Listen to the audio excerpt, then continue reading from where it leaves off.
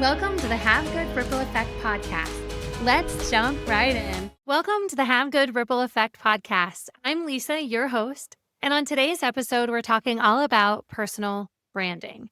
If I was sitting with you at a coffee shop and said, "Hey, tell me a little bit about your personal brand. Like, what's your personal brand like?"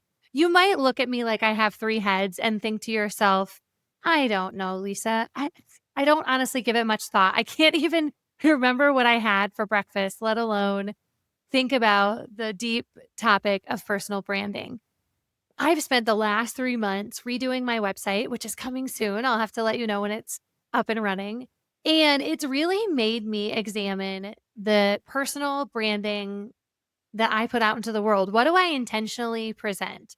If you've ever created a website, you know that you spend a lot of time writing the perfect words for the website. And then you also pair that with the perfect images. And then you think about how to organize it. And then you stand back and you think, is this what I'm trying to portray? Does this actually deliver my intent and my goals for who I am and what I offer to the world? Now, I don't think about my personal brand in my day to day, but because I was forced in some ways, forced is probably a good word to go through the exercise of thinking about my professional brand. I also spent some time thinking about my personal brand and what is it that I intentionally put out to the world. My confession is probably that I hide behind my professional brand and I don't often showcase my personal brand.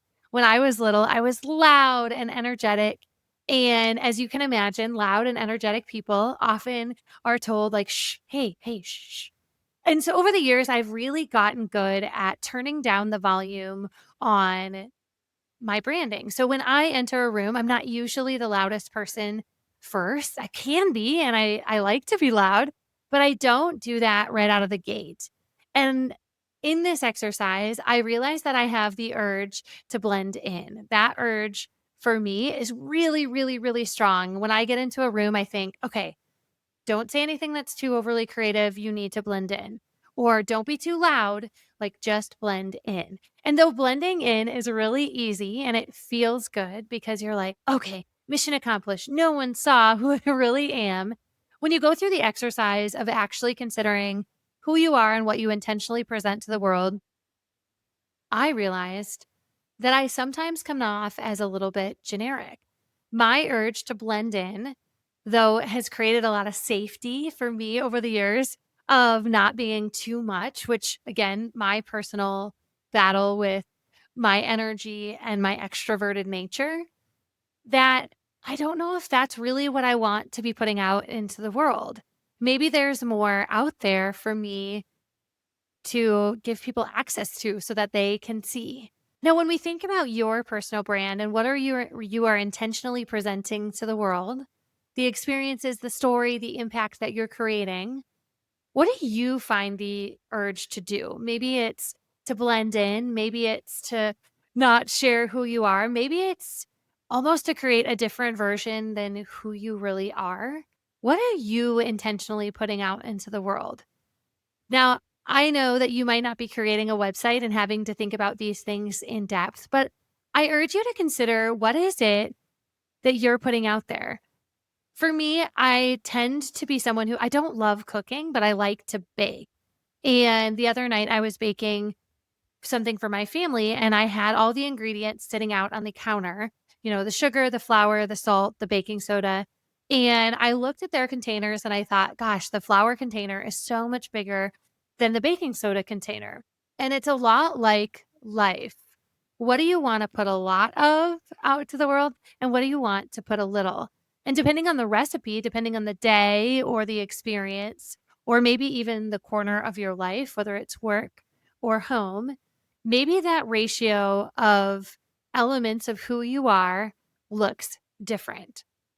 I tend to be an extremely creative person, but I don't often let people see that. I think about a lot of things. I have notes upon notes of ideas that are on my desk, but I don't often bring those out into the world. And I was looking at those containers thinking, currently, my creative nature is probably a baking soda size, like the size of a small baking soda box. But I do have opportunity to maybe make that a little bit bigger, to make that more like my sugar container, which is probably like quadruple the size, but not quite as big as the flour container because that would be too much.